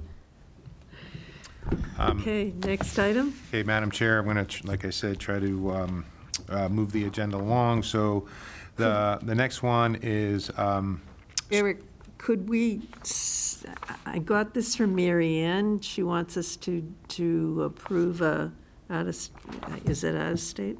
yes. Yeah, can we get that done? Yeah, absolutely. So we got this late, so appreciate it. This is the band trip to Hampton Somewhere. Beach. And again, I think it's very close to Yeah, the border. yeah. So Hampton I would approve this trip. Again, it's an annual trip, and that it wasn't in your packet, again, approve was it my every year. oversight. So again, would recommend the school committee approve the band trip to Hampton Beach. Is there a motion? So moved. Second. Second. Moved and second. Any questions? Hearing none. Megan? Yes. Melissa? Yes. Catherine? Yes. Jeremy? Aye. Our chair votes aye. It's unanimous. And now we can get to the next item. Thank you, Madam Chair. So we have 3 levels of handbooks. We have elementary, middle school, and high school. The handbook that was in your packet is the high school handbook. There weren't very many changes, but we are not yet ready for the elementary, and with Mr. McMahon just starting, I think he wanted to go through the middle school handbook. Mr. Sullivan asked that we have a high school handbook in place for the start of school, and it's most important that we do that. You will be seeing some edits because Dr. Chen is working on some new Title IX language, and you'll see later on in the agenda, those regulations have been changing over the summer, so we need the school committee to update their policy. Then we will put the updated policy into the handbooks, but we did want to start the high school year especially without a handbook in place. So again, So you want to vote? I would like on to a vote on the handbook high school handbook, but that then. will be updated relative to Title IX. Yes, and then you'll be seeing also the elementary and middle school handbooks later on. We don't feel the same pressure to have the Okay. handbooks in place, and again, I think Mr. McMahon just wanted some time to Go ahead, check it out. Catherine. I just have a question. I know I had mentioned this way long ago, and I've mentioned it a few times, but was it in the handbook that you were going to add the timing of homework being provided to the students? Because again, I've had parents who have mentioned that homework assignments are not assigned before they leave the classroom. Then it gets assigned after they've already left school, have started their after-school activities, and something gets posted at 6 or 7 o'clock at night. They miss the assignment. It's due at midnight, Midnight, right. and they're not even given till class time the next day to put it in. I mean, which I think would be fair, but in case they had an open period, they could do something. So this has been an issue since my daughter was in high school, and I just want some sort of something to be posted that teachers need to have that homework assigned either by the time the student leaves the classroom or by the end of the school day, so that it can be pulled so the students know what their homework is, so they can not have to worry about going back in 7, 8 o'clock at night and trying to figure out what's due. Or have it Or due the next day at class. By the time rather classroom, than yeah, midnight. something's got to give. This Okay. midnight thing is It's a ridiculous, problem. right? So again, through the chair, Ms. Bond, that is not in this handbook, and you have talked to me about it. So again, that is on me. I will certainly bring it up. Would just request the committee have this ready for Wednesday, and then when we bring the amendments, Dr. Chen and I will make sure that there's something mentioning the homework. And again, we have also updated the Title IX language, which has, again, recently changed. Okay, so we need a motion to approve the high school handbook with the understanding that Title IX will be updated and possibly the homework timing of assignments will be updated. Is there a motion? So moved. Second. Okay, moved I just have a second. question. Go ahead. You said no substantial changes from last year. I was looking through to see if there was anything highlighted that changed, but this is the same or minimal changes Yeah, from I last year? spoke to Mr. Okay. Sullivan today and asked if there are any Okay. again, if there are any significant Yeah. changes, I would Yeah. want to point them out to you, and he Agreed. said no. Okay. He's actually waiting on, our attorneys have to review all their Title IX stuff, and Lisa, you have heard back, and he just was uncomfortable starting the year without a school committee-approved handbook. Agreed. Okay, any more questions? Megan? Oh, yes. I don't have any more questions. I am voting in Aye. favor. Catherine? Yes. Jeremy? I'm going to vote no. I'm not voting on a document that's going to get changed after I vote yes on it. Okay. Chair votes aye. It's 4-1. Thank you, Madam Chair. So, Journey to CARES, Dr. Chen? All right. About that. Okay, thank you very much. We're going to head on to the Journey to CARES. Yeah.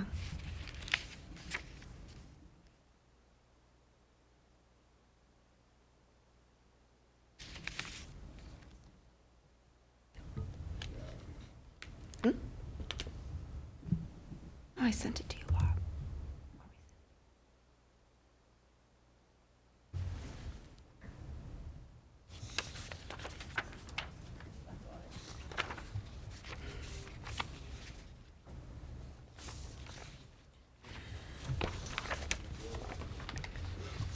Thank you. The first picture here is a lot of the work that we've been doing over the summer with curriculum work and with math. As you can see, we're talking about understanding by design, and we're working with our consultant, Kateri Thunder. Next, please.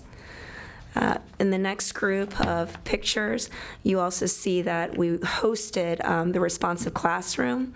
We had many instructors from across the nation come and attend that. We also, at the same time, Dr. Conti and I attended an online meeting with the Commissioner of Education.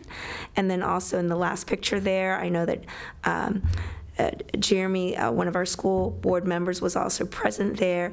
We saw some presentations from our students with the engineering program that has been hosted in its second year with University of Massachusetts at Lowell.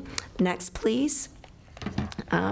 Again, Mrs. Lamprey spoke about this, of many of the summer enrichment programs that we had for our English language learners. Next, please. Again, pictures of some of our camps that we had for our English language learners. Next slide, please. And then here, again, are just some more pictures of some of our summer enrichment programs. Next, please. And here we have our family community outreach, in which we're working with Joyce Delianos, and that is Gloria Wachestic. Next, please.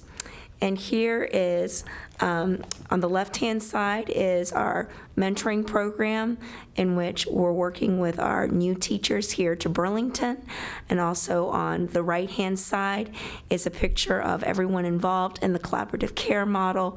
Getting very excited, putting that in. It's going to be happening once school starts up and begins, so this is very exciting. Next, please. And I'm just going to summarize some of these because people can read along. As I mentioned, we've moved from a 2-day mentor orientation to a 4-day orientation program, and that's been going really well. As you saw previously in the pictures, we've done some math curriculum summer work with staff and administrators with Dr. Thunder.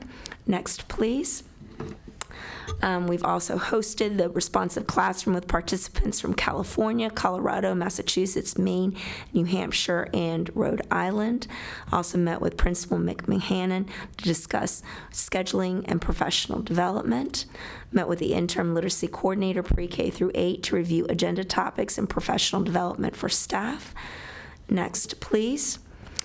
Again, attended the Algebra 1 Skills Review Program, and wanted to say that was very impressive of the number of students who came over the summertime for the 4-day Algebra 1 Skills Review, and the feedback that was given and provided to us by the students as they found that to be extremely helpful. Next, please. Finalize the literacy review pre-K through 12 with Dr. Gail Lovett, and we'll be presenting that soon to school committee. Again, the digital learning folks worked on updating the K through 8 digital citizenship lessons with Nearpod and Common Sense medium curriculum. They're continuing to support the IT team, which is preparing 1,000+ new iPads and updating all other elementary school iPads. Next, please.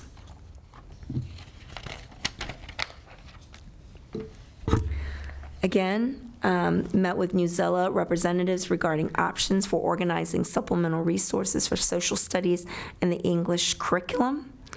And again, met with the DESE representatives to explore exciting grant opportunities, support the continual commitment to implementation of evidence-based, cultural, linguistic, sustaining practices, systems, and structures in order to achieve high and equitable rates of literacy proficiency. And that's the work, again, with the English, with Carrie Lamprey. Next, please. With regard to English, collaborated with the district leaders and stakeholders to plan for the implementation of the Science Reading Aligned Screening and Progress monitoring tools. And again, wanted to congratulate Melissa Parnell and Karen Hoyt. They received and were awarded Burlington Public Schools with a $1,000 donation to be used for the kindergarten expedition program. Next, please. Again, as Carrie Lamprey talked about, the 3 ESL summer programs ended on August 1st, providing summer learning and fun to 40 students entering in grades K through 6. And then also, what's been also going on is with the family community engagement, our continued partnerships to support the McKinney-Vento families through donations and services. Next, please. Also, the BPS team has been selected to participate in the Alternative Secondary Pathway Design. That is a teacher collaborative innovation collab program facilitated in partnership with the 2023 MA Teacher of the Year, Danny Charbonnet. And as part of our team of 5, it includes Jill McNerney Graham, the director of the Alternative Education, Katie Sullivan, a high school teacher, Brenna Rose, a high school English teacher, and Jacqueline Vigneault, which is the MS team chair. And they're going to be looking at a year-long statewide collaboration with the goal of designing practices and programs that will help to re-engage students in our schools that are most in need of alternatives, traditional educational approaches. Next, please. The Director of Mental Health worked with the Director of Family and Community Engagement to develop the collaborative care model that will launch this fall in BHS, and you saw a picture of that earlier. Director of Mental Health also worked to develop a virtual lunch and learn series with Burlington parents and guardians, and that came as a result of the School Safety Task Force and the School Safety Team and the Wellness Committee. Next, please. With the Science Center, folks are working on the robotics program. They're preparing kits for beginning of the school year for the science and SS units. And where the Special Education Department is working with the Civil Rights Report collection for our audit that's coming up. Next slide, please. Again, Robin Milano has been working out with the new dashboards are being worked with Open Architect to be rolled out at the beginning of the new school year. The new hires have been entered into Aspen, and the schedules at all levels are ready to be finalized within a week. Next, please. The business and finance team, they've been working on contracting, billing, and payroll, and they prepared various contracts for fiscal year 25 for ancillary services and capital projects. Next, please. The communication team, they continue to work on our new website. Lauren Angelou also spent time finalizing the elementary art curriculum. Next, please.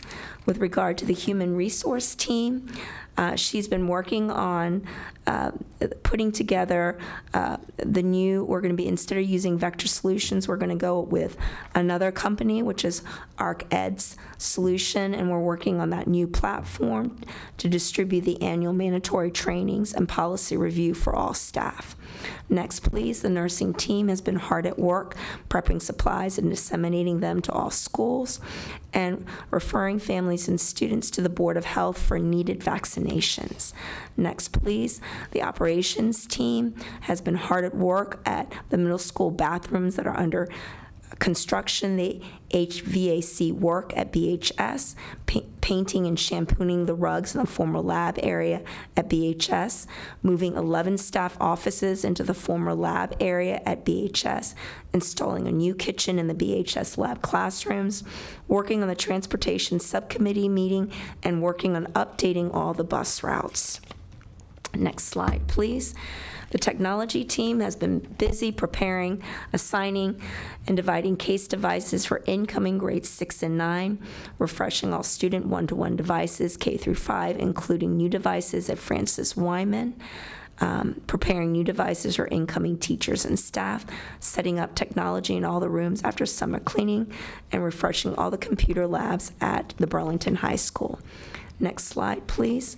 And they've also been working on a comprehensive system of optimization, including defragmentation, resource allocation adjustments, and performance monitoring to ensure that all systems are running efficiently and reliable for the upcoming school year. And finally, as you can see in the final slide, we're one team, one family, and again, just wanted to thank the partnership that we're having with the University of Massachusetts at Lowell. We're hoping to grow this program, and again, these are students spending a time at the University of Massachusetts at Lowell with an engineering professor and developing some projects, and we were able to be there, and I think Jeremy Brooks was also present, Eric Conti there was also present for the students' showcases, and it's just really great to see students working on engineering projects over the summer. Great. Any questions? Any comments? No? Nice job. Thank you very much for all that work. Okay, I guess we can move on. Dr. Conti, would you care to discuss the social media policy for implementation and training for teachers? Madam Chair, we can really look at E&F together. The school committee asked that we highlight these two policies. Let me read the second one, Okay. then. It's teaching about controversial issues, controversial speakers policy. So, thank you, Madam Chair. The school committee has adopted both of these policies last year. And as we've discussed, it's important now that these policies are distributed and communicated to all staff. So as Dr. Chen said, we're incorporating these two policies specifically into the mandated trainings for all staff that they'll have to complete. So there are state-required trainings, like trainings in civil rights, for instance. There's bloodborne pathogens. There are lots of different required trainings that are annual.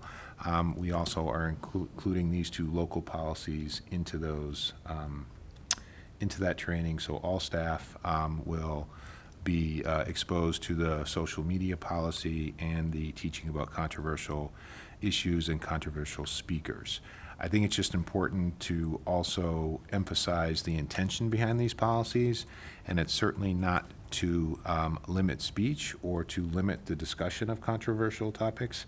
It's really to make sure that we're providing guardrails so the staff feel like they know where they can operate. And I think there was a lot of uncertainty, and there's growing uncertainty about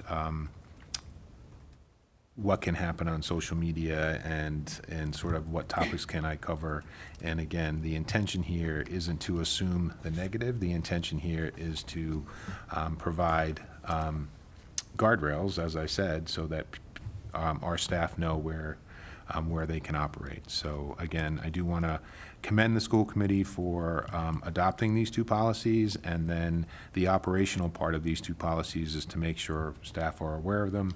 Again, we've incorporated into the mandated training, and they will be part of the convocation presentation with all staff on Monday when they report. Does anyone have any comments on this? Jeremy, you got anything on this? No, Madam Chair, just a couple of items in the paragraph about getting speakers in. There's some cleanup work we could do when we bring this back before the policy committee. I can get with you offline. Okay. I just briefly would like to comment that I feel very strongly about these two policies. I'm glad that we have implemented them. I'm glad there'll be training about them. I think that the social media policy, the first one, is,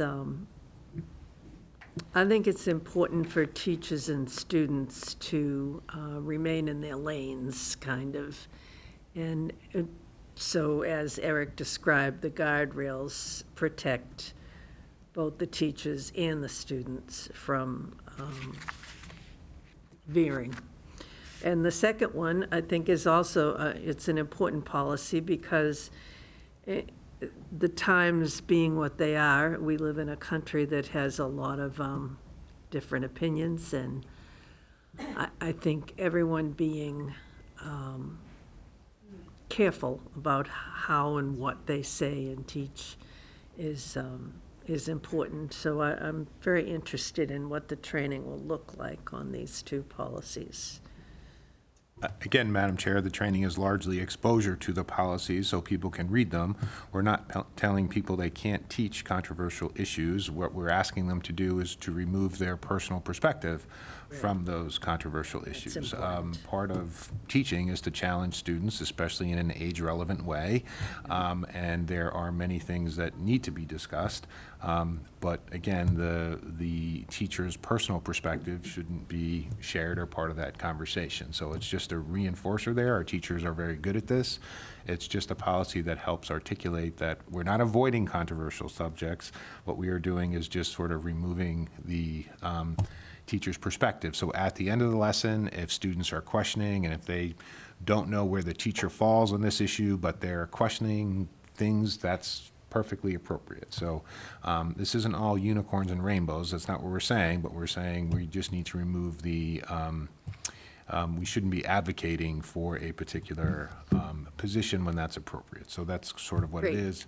And again, you've already covered the social media policy. So all staff will, again, this language will be incorporated into their preparations for the start of the school year. And that is a change from last year. And may I just say something really quickly? Sure. Just to add to that, this will be covered in 3 ways. Number one, Dr. Conti did an excellent job when we met with the new teachers to talk to them about the culture, and especially like as we're coming up with this new year with elections, for instance, just to be that we can talk about, like just what he said, we can talk about have good discussions, but we just have to, we cannot say what side we're on, number one. Exactly. Number two, this is also going to be made very clear in the ARC ed thing. They're going to have these policies, they're going to read through them, and they're going to sign off that they understand what this policy means.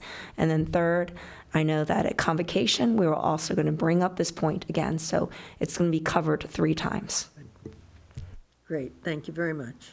Can I make a quick comment too? When we got the packet, I just went through, we host all of our policies for folks at home. The state, the MASC, Massachusetts Associate of School Committees, we went through the policy review a year ago now, 2 years.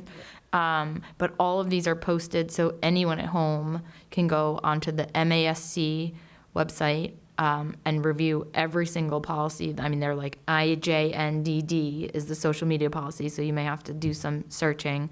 But all of these that we approved last year, there's like at least 100 on here.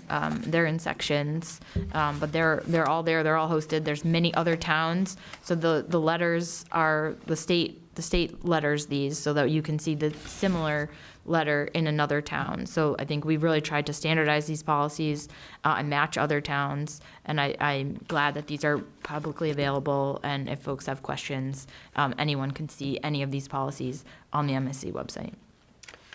And I'll just go over that, again, the social media policy, if you happen to look for it on the website, it's hashtag IJN as in Nancy, D as in dog, D.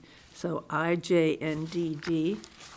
And the other policy, which is called, what's it called? Teaching about controversial issues, controversial speakers. It is policy IMB. So if anyone is watching and wants to know more details about these policies or read them, they are available to you. You can search too, like I just searched social media and it comes up our school wellness policy, our electronic messaging instruction, and then the social media policy, responsible use policy, so you can see all those. Good. And Madam Chair, they're linked on our Burlington Public Schools website as well, under school committee, under the school committee section, there's a link to the policy manual. So Okay. multiple ways to get there. Good. Anything else on that? No? Okay. STEM Accelerator Pilot, you'd like a vote? Madam Chair, actually, the school committee asked for a vote. So Oh, because you said you didn't need a vote, and I that's- said you- we you should said we vote. did, so that's Okay. why it's on the agenda. So Ms. Shireen Terrell and I met with Secretary Tutwiler, who is the Secretary of Education. And so we presented the program that we discussed. So Ms. Terrell created a summary of the program that you have. And we are excited to be supporting this program. We felt the support from the school committee was unanimous. There's a lot of interest at the state secretary's level as well for amplifying this program. So again, we are very excited to get started. I'm not exactly sure what the motion would be, but I guess the motion I would be asking for is that the school committee support the initiation of a computer science career accelerator, and that will be partially funding this computer science career accelerator from a revolving account of Nicole's Choice. Okay, Mary Ann, did you get that?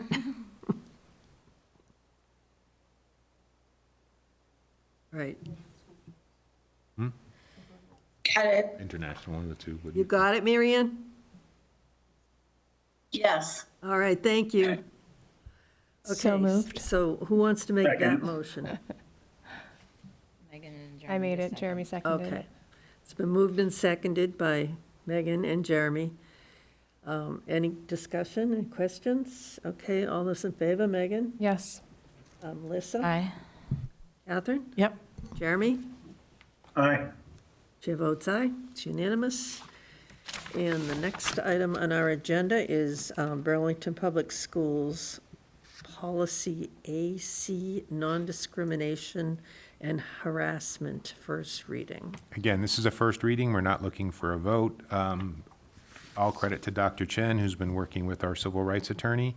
The federal government and the state are changing all the Title IX regulations. If you work for many of your companies, you might be going through some similar training, because I think it applies to almost everybody.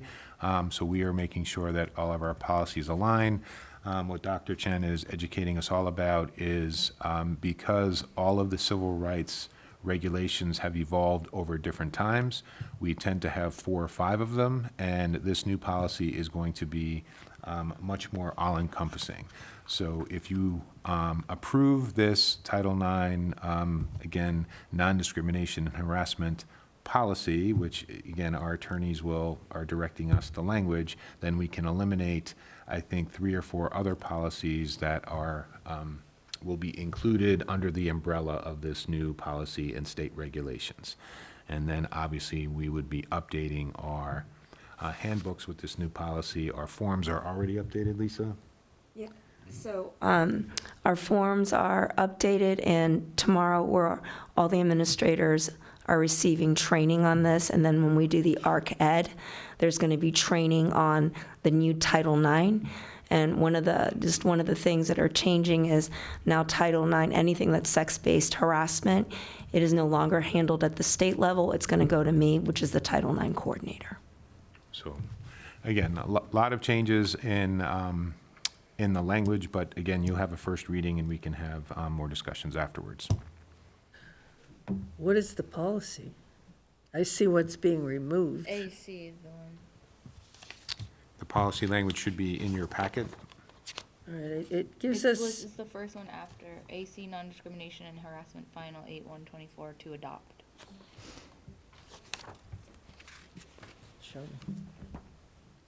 It's not in the, it's like an attachment. you oh, know what I all mean? right, okay, it's a separate attachment. Thank you. Yeah. All right, all set. So that's a first reading. Any Yeah, we're discussion? taking out 1, 2, 3, 4, 5, so happy to do that. Any questions? No questions. All right. So I guess we're on to facilities and finance, Yes, ma'am. field subcommittee. I'm going to turn that over to Bob and Mr. Brooks. Okay, then. We have a committee to approve. Sorry, having a little mute trouble there. So as the committee knows, we got the warrant article passed to renovate the Marshall Simons Middle School field complex in the rear. From that, I was named the chair, Megan was named the vice chair, and then we set out to establish a committee that represented the community and then the various stakeholders within the sports communities as well. I think we've done that now. I guess I can read the names off if you want, Madam Chair, or just go at it. So it'll be myself as the committee chair, Megan Nowicek as the vice chair, Dr. Conti, Principal McMahon from Marshall Simons, Bob Kuna, Director of Operations, Sean Hart as the athletic director, Brendan Egan, the Director of Parks and Recreation, Lindsay Carlson will be a Recreation Commission representative for that, Chris Hannafin as a community member and a youth program representative, Katie Toro as a middle school parent, community member, youth program representative, Chris Delaney will be the Ways and Means Committee member, Humaira Fedoris, apologize if I'm butchering that name, as a BHS student, excuse me, Daniel Brothers, community member. He was also the, if I'm remembering correctly, the Brandeis Assistant Athletic Director, so he could bring a lot of perspective on other sports complexes that our town doesn't necessarily have. Dan DiTucci, again, a community member and a youth sports representative. Myrna Saltman as a town meeting member who is in opposition to the project, so we felt it was important to have her perspective as we move through this. Ed Latorco, and then Michael Matt as well. And we're seeking a vote to approve this committee as presented before this body. I have two questions. Dan DiTucci, senior or junior? Junior, apologize, should have put that in there. It's okay. And which Chris Hannafin?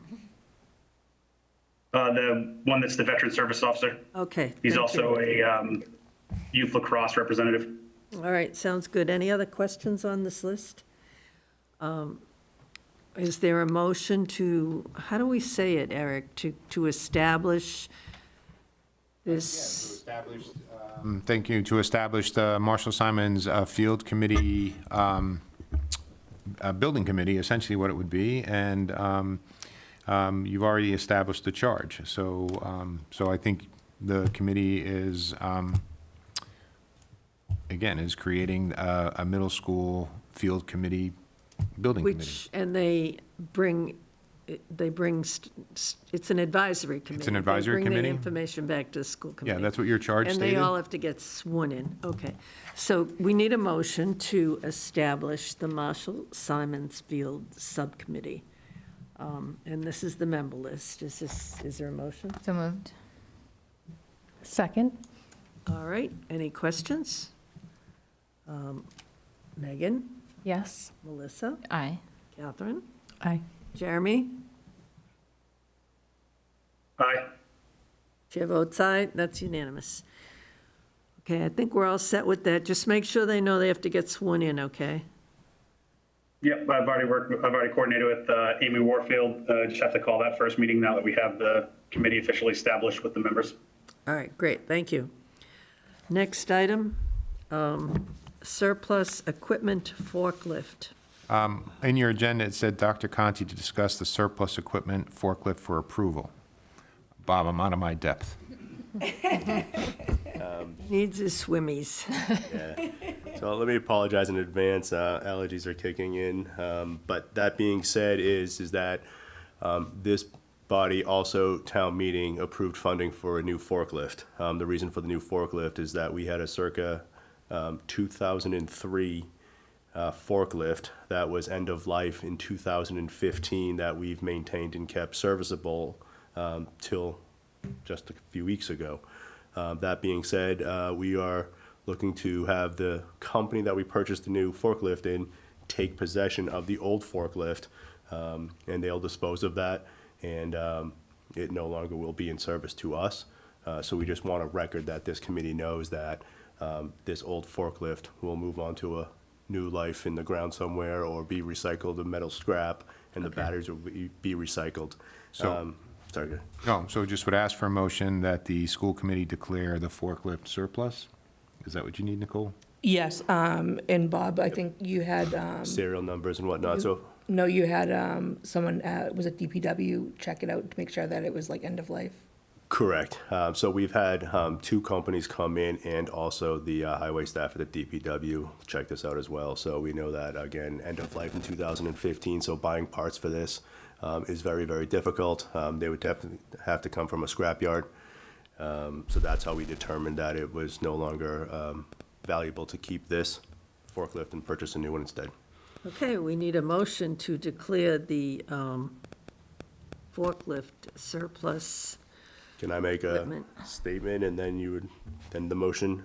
So we have a 2003 brand TCM model FC B15, serial number 744-00341 forklift for surplus.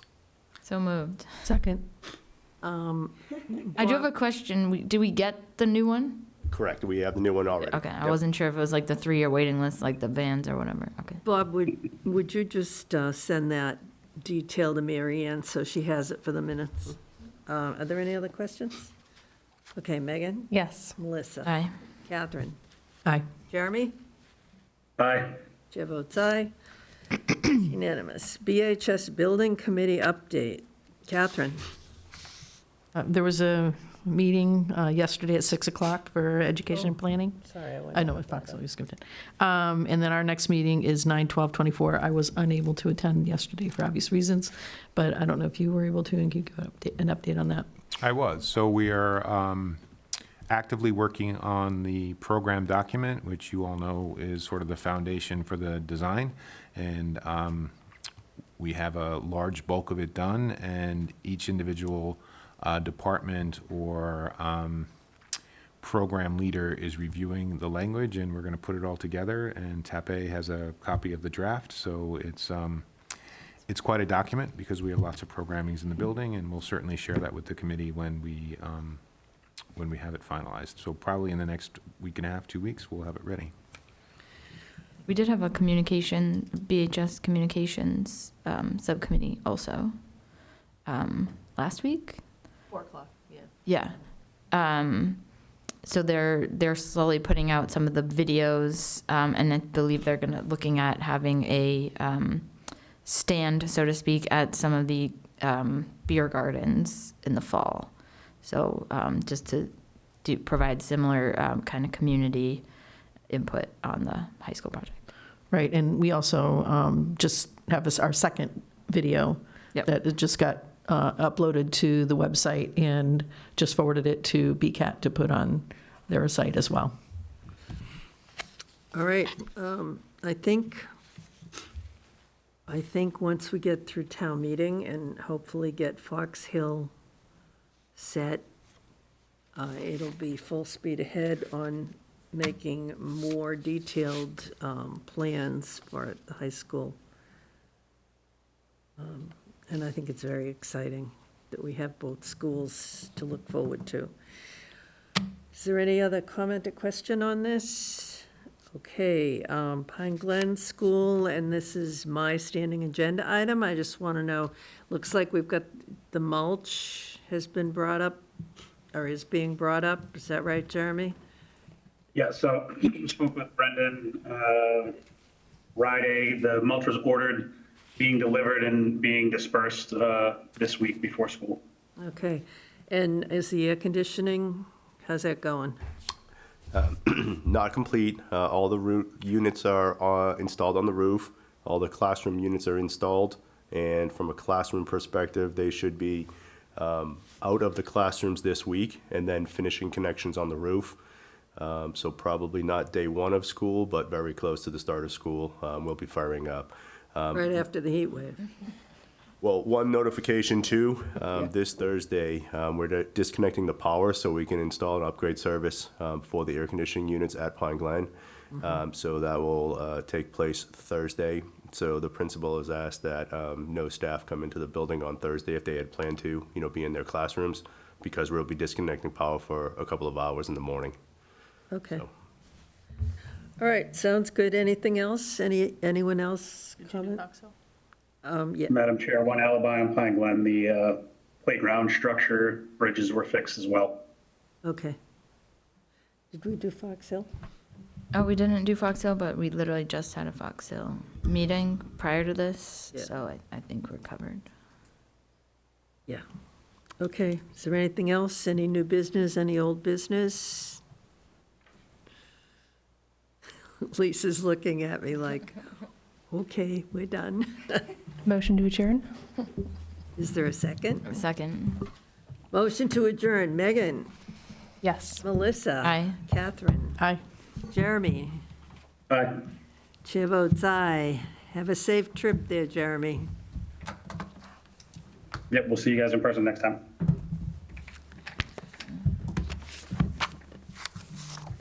All righty, we are set.